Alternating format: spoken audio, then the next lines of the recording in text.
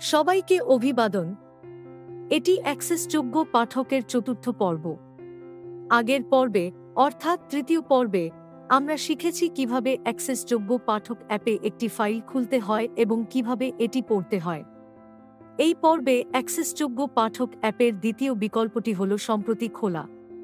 এই বিকল্পটি ব্যবহার করে আমরা সাম্প্রতিক ফাইলগুলি কিভাবে খুলতে হয় তা শিখতে পারি।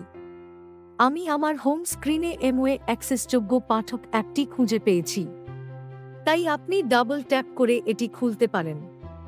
TalkBack, Accessible Reader. Double tap. TalkBack, Accessible Reader Open File. এখন অ্যাক্সেসযোগ্য পাঠক হোম স্ক্রিন খোলা হয়েছে।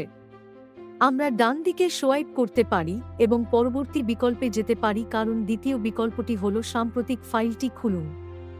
ডান দিকে সোয়াইপ করুন। TalkBack, Open Recent File. সাম্প্রতিক ফাইলটি খুলুন। আপনি এটিকে ডবল ট্যাপ করে খুলতে পারেন। Double tap. TalkBack, Alert Open Recent File. Check/storage/emulated/o/android/data/cn.wps. ID 192410492F7282-2C 31 to 485 CBC CB 1443, 52. Notes Unit 3 Unit 4 1.05. Notes unit 3 unit 4 এটা আমার ফাইলের নাম। অবস্থান থেকে ফাইলের নাম পর্যন্ত সমস্ত ফাইলগুলির পাথ স্টোরেজ পড়া হয়। আমাদের যদি কোনো ফাইলের প্রয়োজন হয় তবে আমাদের সেই ফাইলটিতে ডবল ট্যাপ করতে হবে, কারণ ফাইলের নামের কাছাকাছি একটি চেকবক্স রয়েছে।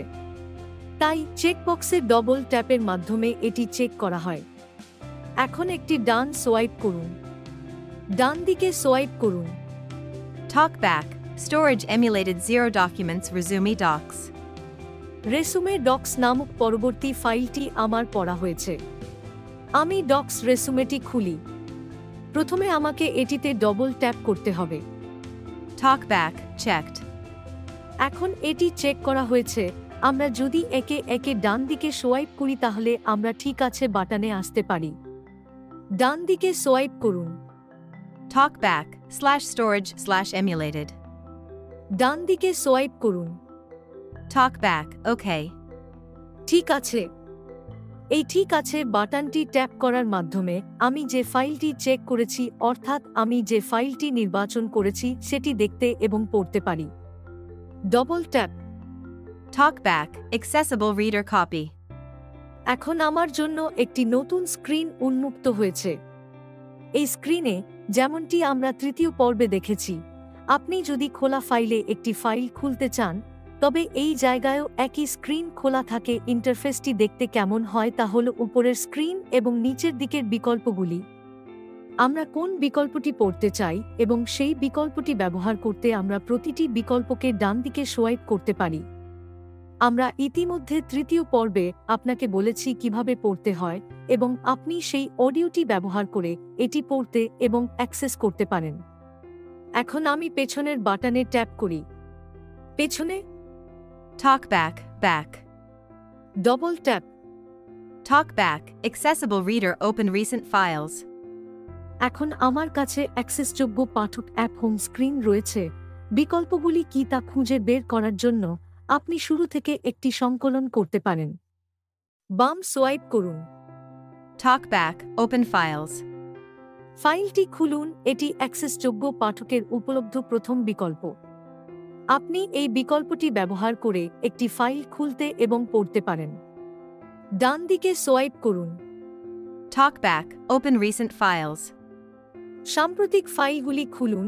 এই বিকল্পটি ব্যবহার করে আমি যে ফাইলগুলি শেষবার খুলেছিলাম এবং এই বিকল্পটি ব্যবহার করে পড়েছিলাম সেগুলি দেখতে এবং পড়তে পারি। ডান দিকে সোয়াইপ করুন। TalkBack, Change Engine. ইঞ্জিন পরিবর্তন করুন। আমি ইঞ্জিন পরিবর্তন বিকল্পটি ব্যবহার করে টিটিএস ইঞ্জিন পরিবর্তন করতে পারি। ডান দিকে সোয়াইপ করুন। TalkBack, Change Voice. কথা পরিবর্তন করুন। আমরা কথা পরিবর্তন বিকল্পটি ব্যবহার করে কথা পরিবর্তন করতে পারি।